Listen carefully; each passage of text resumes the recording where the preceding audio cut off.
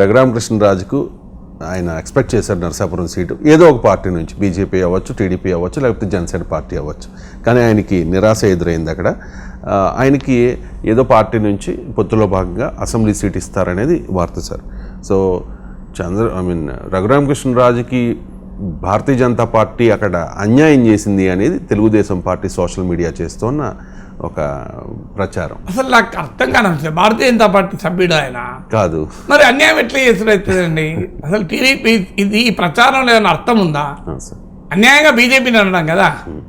ఇప్పుడు బీజేపీ సభ్యుడే కాని వ్యక్తి బీజేపీ ఎందుకు టికెట్ ఇస్తుందండి? ఏం బీజేపీ అనేది ఎవరు పడతారు? ఎంటర్ అయ్యే బస్ స్టాండా, రైల్వే స్టేషన్ కన్నా ప్లాట్ఫామ్ టికెట్ ఉంటుంది కదండి. దీని ప్లాట్ఫామ్ టికెట్ ఉండదా భారతీయ జనతా పార్టీకి? అంటే అక్కడ ఒక చర్చ వస్తుంది. మరి వరప్రసాద్కి ఎందుకు ఇచ్చారు అంటే వైసీపీ నుంచి వచ్చి జనసేన వయా బీజేపీలోకి వస్తే ఇచ్చారు కదా. ఇప్పుడు రాజకీయాలు ఇట్లా తయారైనాయి. సో ఏ పార్టీలో టీడీపీలో ఉండాల్సిన వ్యక్తి భీమవరం సీటు జనసేన కేటాయించడంతోనే ఆయన జనసేన అభ్యర్థి అయిపోతాడు. జనసేనలో చేరాల్సిన వరప్రసాద్ ఆ సీటు బీజేపీ కేటాయించడంతోనే అక్కడ ఆయన బీజేపీ అభ్యర్థి అయిపోతాడు. అసలు ఎవరు టీడీపీ, ఎవరు జనసేన, ఎవరు బీజేపీ? అంతా మిథ్య, జగన్ మిథ్య అనే అద్వైతాన్ని చెప్తున్నారు. సో అందువల్ల అసలు రఘురామకృష్ణరాజు బీజేపీ సభ్యుడే కానప్పుడు బీజేపీ ఎందుకు టికెట్ ఇస్తుంది? ఆయన బీజేపీ సభ్యత్వం అయితే తీసుకోవాలి కదా, కనీసం టికెట్ రావాలంటే. ఇప్పుడు తెలుగుదేశం చెప్పే సభ్యత్వం కూడా అవసరం లేదు. రఘురామకృష్ణరాజు అనేది యూనివర్సల్ డోనార్, యూనివర్సల్ యాక్సెప్టర్. ఇప్పుడు మన బ్లడ్ గ్రూప్లో ఓ గ్రూప్ ఉంటుంది.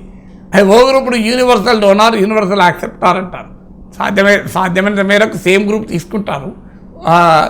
అలా రఘురామకృష్ణరాజు అనే నాయకుడు యూనివర్సల్ యాక్సెప్టర్ ఆపోజిషన్కు. అందువల్ల బీజేపీ సీట్ ఇవ్వలేని బీజేపీ వాళ్ళు అదే అడుగుతున్నారు. ఆయన మా పార్టీ సభ్యుడే కాదండి, ఆయన మా పార్టీలో చేరాడా, మా పార్టీ సభ్యత్వం తీసుకున్నాడా అని. ఆయన మరి Telugu Desam YCP rebel MP, Telugu Desam party ఇవ్వాలి, తెలుగుదేశం పార్టీ ఇవ్వాలి. ఇప్పుడు అందుకే తెలుగుదేశం పార్టీకి క్వశ్చన్ వస్తుంది కనుకనే, అంటే రఘురామకృష్ణరాజుకు ఇవ్వాల్సిన నరసాపురం సీటు టీడీపీ ఎందుకని బీజేపీకి ఇచ్చింది? బీజేపీకి ఇచ్చుండకపోతే ఈ పంచాయతీ ఉండేది కాదు కదా. బీజేపీకి ఇచ్చుండకపోతే తెలుగుదేశం పార్టీ ఎవరైనా పెట్టచ్చు. సో ఎందుకు ఇచ్చారు అనే ప్రశ్న ముందుకు వస్తుంది. తర్వాత వచ్చే ప్రశ్న బీజేపీ ఎందుకు ఇవ్వలేదు? మరి బీజేపీ హామీ ఇచ్చిందా రఘురామకృష్ణరాజుకి ఇస్తానని? టీడీపీ హామీ ఇచ్చిందా? ఇప్పుడు రఘురామకృష్ణరాజు కూడా బీజేపీని అంటే టీడీపీని అంటే జగన్ అంటున్నాడు. అంటే జగన్ ఇన్ఫ్లుయెన్స్ వల్ల బీజేపీ ఇవ్వలేదు అని. అంటే జగన్ ఇన్ఫ్లుయెన్స్ చేయకుండా ఎందుకు ఉంటాడండి? మరి ఆ ఇన్ఫ్లుయెన్స్కి ఎందుకు బీజేపీ ఈల్డ్ అయింది? అంటే జగన్ ప్రభావంతో ఒక నాయకునికి టికెట్ కూడా ఇవ్వని పార్టీతో టీడీపీ ఎందుకు పొత్తు పెట్టుకుంది? అసలు మొదలు ప్రశ్నించాల్సింది అది కదా.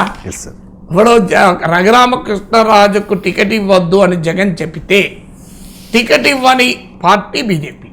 అలాంటి పార్టీతో పొత్తు పెట్టుకుంటే టీడీపీకి ఏంటి లాభం? రేపు జగన్ చెబితే టీడీపీకి వ్యతిరేకంగా టీడీపీ మద్దతుతో గెలిచిన బీజేపీ ఎమ్మెల్యేలు ప్రవర్తించారని ఏంటి గ్యారంటీ? అంటే రేపు బీజేపీకి ఒక 5 సీట్లు వస్తాయి, టీడీపీకి 5 సీట్లు అవసరం వస్తుంది. అప్పుడు జగన్ చెప్పడం మళ్ళీ మీరు టీడీపీ మద్దతు ఇవ్వకండి.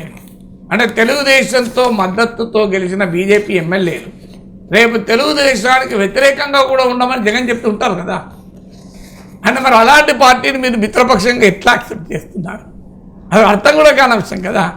జగన్ ప్రభావంలో పనిచేసే పార్టీ టీడీపీ జనసేనకు మిత్రపక్షం ఎలా అవుతుందో నాకు ఇప్పటికీ అర్థం కావడం లేదు. మన రఘురామకృష్ణరాజు చెప్పాలి లేదా చంద్రబాబు నాయుడు చెప్పాలి కదా ఇది.